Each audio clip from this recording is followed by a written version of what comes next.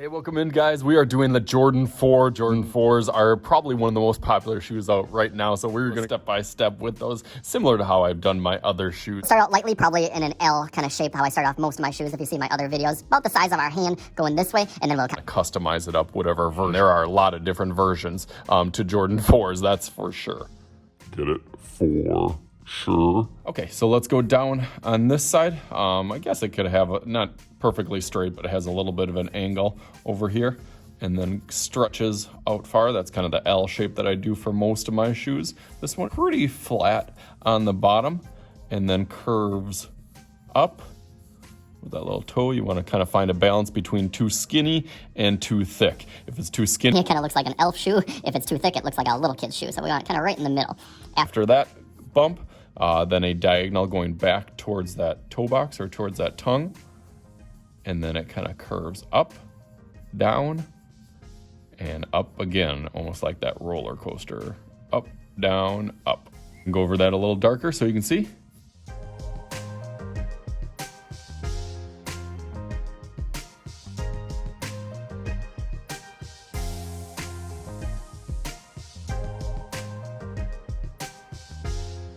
Okay, that looks pretty good. I'm going to try to keep some of these designs a little bit simpler. The 4s have a lot of stuff and a lot of shapes going on, so I'm going to try to pick out those couple of those that stand out right away, and I can always go over some of those when I go through the details. First thing that jumps out is this midsole. Bumps out a little bit more in the back, and then when that comes over here, it bumps up a little bit as it goes kind of diagonal towards here. So if you have that bump, and then going down, and that will run right into this arch line that goes up and then down and then over and then goes right back up at the end, and that'll curve around. So again, it kind of arches up, curves down, goes at a little bit of an angle down, starting out lightly here and getting a little nervous, and then over here it'll wrap around that toe box area. I probably want to stretch that out a little bit now. I'm kind of comfortable with it. Okay, I like that part of it. That looks pretty good. Right in between that, if that will help you, it's kind of a connecting piece. They're both black on the ones that I'm looking at here. It'll go up and then down over here, but it has an angle, probably a little bit more of a slope to that over here. That's why I start out nice and lightly. So yeah, it bumps up and then arches slowly, gets a little skinnier over here. Bottom's kind of fitting together in here. We want to make some room for that air pocket. So this goes down, comes down pretty thin right down here. So a little bit of a kind of little section here, and then that air bubble is right in between here. Jordan 4s weren't the first one with that air bubble, the Jordan 3s.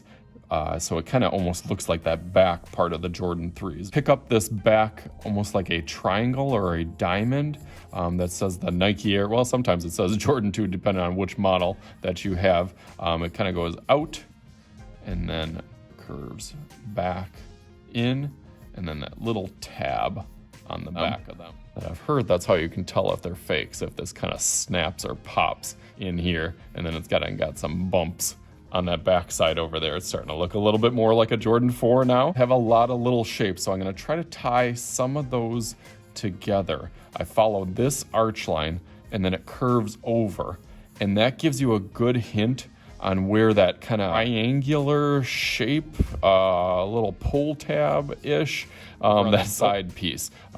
So let's do a straight line, and then it curves right up towards that tongue. That's another thing that we'll have to add. And then that kind of has a straight line on the bottom, and then an angled line as it goes up. And that's got your little window inside of there. After you get that, then what connects the laces, it kind of has a straight line that fans out. And that's where the laces actually go in. And there's a bunch of little rectangles that are kind of fit in between in there. That helps give you an idea for where that is. It sneaks apart this, again, kind of almost like an organic kind of ovular shape behind here. And that'll be where that netting mesh will be behind, give these Jordans some breathability. That's one thing Michael Jordan definitely wanted. He wanted them to be a little bit more breathable. And the Jordan 3s were not that, but the Jordan 4s definitely added that to it. So that arches around there. And then that also kind of plays with this part up here that curls around, because there's some more of that meshing up in front here that ties that together. And there's another one of these pull tabs. So again, there's a lot of busy little parts. This also kind of fans out in that same type of style. It's a design point that Tinker Hatfield, the designer of this, I show my kids a documentary, a really, really cool documentary on Netflix out of kind of behind the scenes. And I remember them, they wanted this to be a little bit more structurally performance based, and these little pull tabs kind of strength of the laces kind of getting behind there. So I'm just going to put some dots in here to kind of give me a hint on where some of those laces will go. You don't have to put laces, but again, I'm just trying to pick out some of those little design pieces that'll make it look a little bit more realistic. A pretty large tongue that definitely sets these apart. It's really squared and kind of boxy at that top, and then kind of dips down, almost an uncomfortable amount of height on this, and then goes over and then down. And then it has that Jordan Flight iconic logo in the middle of that. So now it's starting to look a little bit more like that. I'm going to add a few little details and then outline that in Sharpie, and then we'll take a look at that. So let's go through that real fast.